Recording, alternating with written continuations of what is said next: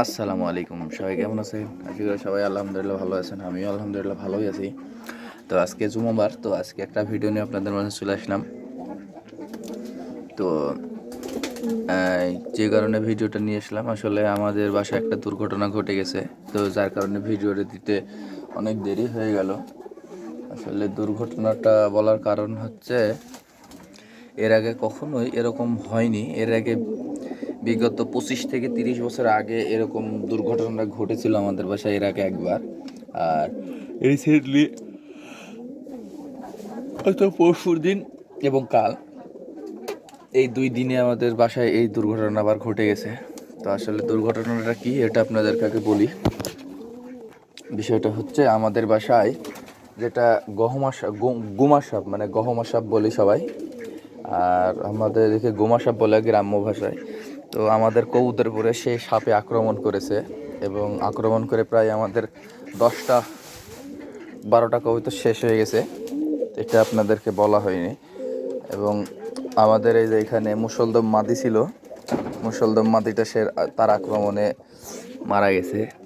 এই যে খোপের পিছনে সব কিছু নষ্ট ছিল।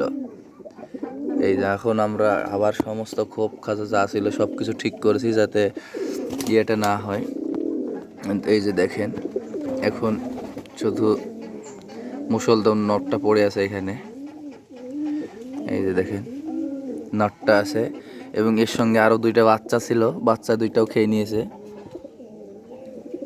বাচ্চা 2টা খেয়েছে এবং মাদিটারে মেরে ফেলেছে, খাইতে পারেনি। তারপরে এই দেখেন, আমার এই সবুজ নরের সঙ্গে মাদি ছিল, ধূসর মাদি, মাদিটারে মেরে দিছে। এই যে এই মাদির সঙ্গে লাল পিলং নর ছিল, এটা মারছে। এখানে মারছে মোটামুটি 3টা। আর এই খাঁচা থেকে একটাও মারতে পারেনি আল্লাহর রহমতে। এখানে কবুতর প্রায় সবগুলানি সুস্থ আছে। এই খাঁচাতে এসে আবার মারছে আমার সবচাইতে যেটা পছন্দের কবুতর, মানে আমার এই যতগুলো কবুতর ছিল সবচেয়ে যেটা ফেভারিট কবুতর ছিল। এই যে এই মাদিটা দেখছেন, সেম এরকমই, কিন্তু এটা না। তো এই মাদিটার একটা সাথে একটা টেডি নট জোড়া দিয়ে রাখছিলাম। ওই টেডি নটটাও মারা গেছে, মেরে দিছে এই ইয়াতে, সাপে। তারপরে এইখানে ছিল একটা নর, আমার ওই মুখ কালো নর, যেটা আমার খাঁচার সবচেয়ে পছন্দের, ওইটাও মেরে গেছে, সাপে মেরে দিছে। তারপরে এখানে ছিল একটা লিলে মাদি, যে কবুতরটা রিসেন্টলি মানে বাচ্চাবেলায় বিক্রি করেছিলাম, কিন্তু এই কয়েকদিন আগে পালায় আসছে। তো সেই কবুতরটাও মেরে দিছে। এই যে এখানে ছিল একটা লিলে মাদি। এই যে পরে এগুলান দেখছেন, এগুলান কিন্তু আমরা পরে বের করে নিয়েছি, নিয়ে আবার নতুনভাবে সব খোপ খাঁচা সব ঢুকাইছি, ঠিক করেছি। কিন্তু একটা বিষয়, এই যে দেখেন পাঞ্জরে কিন্তু নেট দেওয়া আছে আমাদের খাঁচার এই পাশ দিয়ে, দেখলেও দেখতে পাবেন। দেখেন নেট দেওয়া আছে খাঁচাতে কিন্তু। হ্যাঁ, কিন্তু ওই যে ফুটা দেখছেন, ওই ফুটা দিয়ে সাপটা আক্রমণ করছে। ওই ফুটা দিয়ে ঢুকে আপনার পেছনে কিন্তু একবারে কোনো সমস্যা নেই খাঁচার, কিন্তু কিভাবে আল্লাহ জানে ও ঢুকে যায় আপনার কবুতর কয়টারে আপনার মেরে দিছে।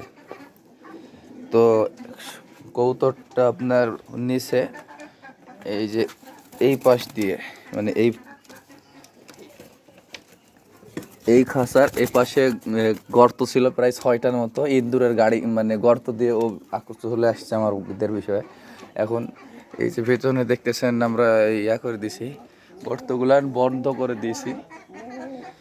করে দিয়ে আবার মানে লেপে দিয়েছি, মুখগুলান মেরে দিয়েছি, তার কারণ সাপে গর্ত করতে পারে না, এটা আপনারা সবাই জানেন। কিন্তু গর্তটা বন্ধ করে দিয়েছি যাতে ওরা আর আমাদের এদিকে আর মানে বের হয়ে না আসতে পারে। আর তার সাথে গ্যাসের ট্যাবলেট ভিতরে দিয়ে দিয়েছি। এখন জানি না আসলে কি হবে, আমাদের মানে যেগুলান মারার সেগুলান মেরে দিয়েছে। তো বুঝতে পারলাম না আসলে যে ও কীভাবে বুঝতে পারলো যে খাঁচার মেন কবুতর বা যেগুলান আমার পছন্দের কবুতর এগুলান এই জায়গায় আছে। এটা একটা খুবই আমার কাছে খারাপ লাগছে বিষয়টা। তো সবাই ভালো থাকবেন, সুস্থ থাকবেন। আসলে কথা বলার মানে ভাষাটা আমার জানা নাই আসলে। যে জানে যার মাথার কবুতরগুলো সাপে মারে সেই জানে যে আসলে তার কষ্টটা কেমন। তো আমাদের এই যে মাটির ঘর, এই মাটির ঘরের ভেতরে সাপটা মূলত এখন পর্যন্ত বিদ্যমান, আমরা দেখতে পাইনি, কিন্তু কবুতরের বাচ্চা খাওয়া এবং ওই মুসলদম মাটিটার খাওয়ার কোয়ালিটিটা দেখে আমরা বুঝে গেছি যে এটা সাপে মেরেছে। তো সবাই ভালো থাকবেন, সুস্থ থাকবেন, আল্লাহ হাফেজ, আসসালামু আলাইকুম।